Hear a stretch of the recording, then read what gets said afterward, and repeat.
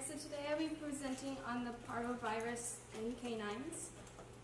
Parvo is an extremely contagious virus. It causes an infection in the gastrointestinal tract and attacks the intestinal lining. It can spread through direct or indirect contact.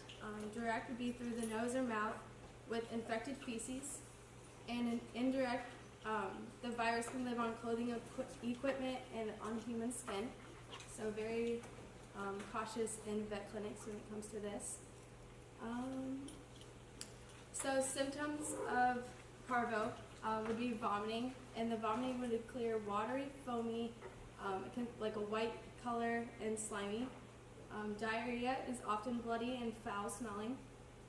Appetite loss, listless or depression, so lethargy, thick and ropey saliva, along with weight loss.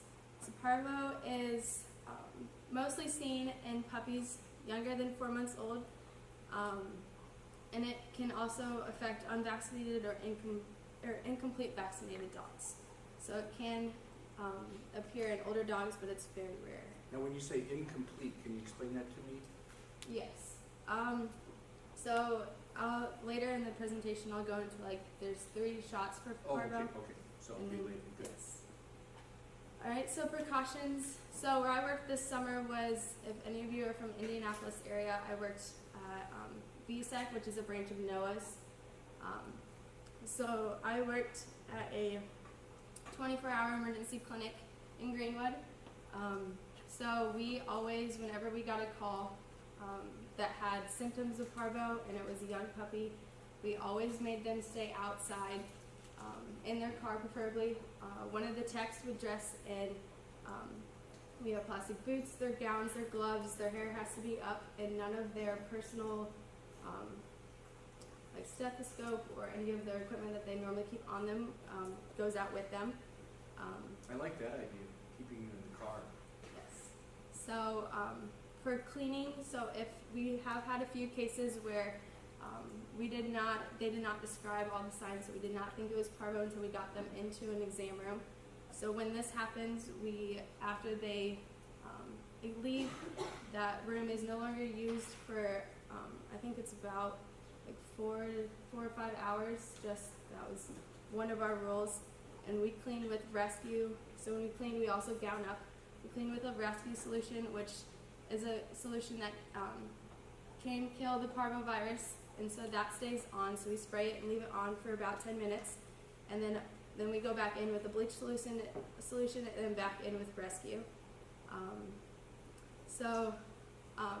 If they are positive, we get all the necessary things in order to run the SNAP test.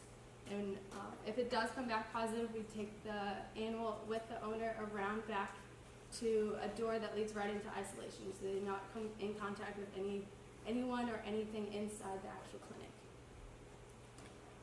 Treatment, so obviously the parvo SNAP test is the first thing that we do. A full blood work is run, IV fluids. IV fluids are on them 24/7, antibiotics to prevent like septic causes, probiotics, injectable vitamins, and glucosamine. These symptoms normally happen rapidly. Without treatment, they can be deadly. The most ones that can cause death would be dehydration, which we monitor with the IV fluids, and sepsis. And also rare would be hypoglycemia. So prevention, so the parvo vaccine is normally administered in 3 shots. The first one is between 6 and 8 weeks old.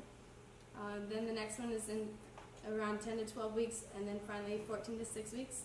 So an incomplete vaccinated, which we did have a few this summer, they got the first 2 rounds but hadn't gotten the third one, so they weren't completely with the full vaccine yet. And then a booster shot is administered 1 year after the 3rd shot, and then 3 years after that one. So, and then vaccinated dogs are not 100% protected from this virus. And why is that? It's just there's kind of like the flu. There's Okay. can be different Enough strains, but strains. not it's normally not. You don't normally get I've never seen this summer one that has had parvo, but it was an older dog. Okay. So, just a little bit of experience with parvo this summer. We had a parvo dog. At least there's not a week that we did not have a parvo dog. So our vets were a little curious because they haven't had this many. So at one time we had 3, and then the next time there was 2 more that came in at the same time from different places. So it was kind of interesting to see like how rapid this disease, they thought it could have been an outbreak this summer, but they didn't know for sure. Also with parvo, it weakens the immune system, so they're able to get other diseases.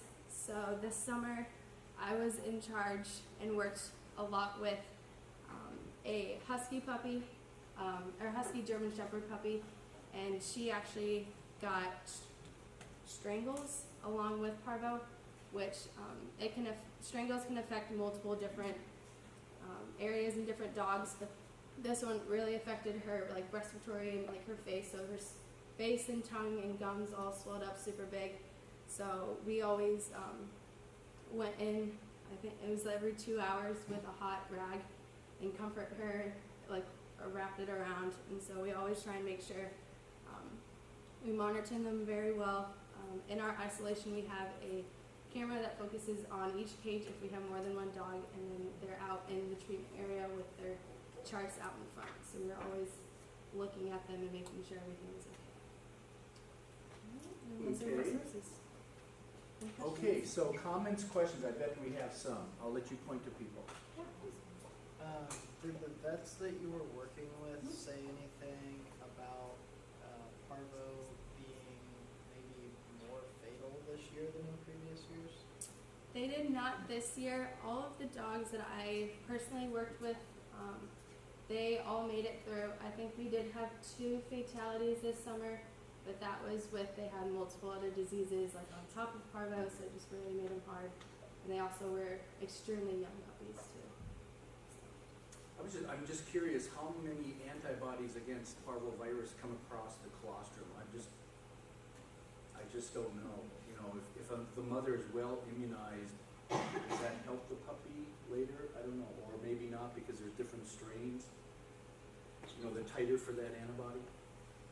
And so it's a snap test. You know, those things are phenomenal. You put a drop of this in and you snap it. And sometime we're going to make a video of what happens underneath, because it's really based on antibodies and the matrix and stuff like that, because there's all kinds of snap tests, but nobody ever tells you what goes on underneath. And I got a good article from the man who invented the snap test. He wrote up an article, so it's very good. All kinds of stuff. Any other comments, questions on parvovirus? Yeah, it was nice to hear that not many died, that you took good care of. I like the idea of keeping them in the car if there's any question. Do you guys do that? Okay. Yep. If Yeah. somebody calls and they talk about like a puppy having diarrhea or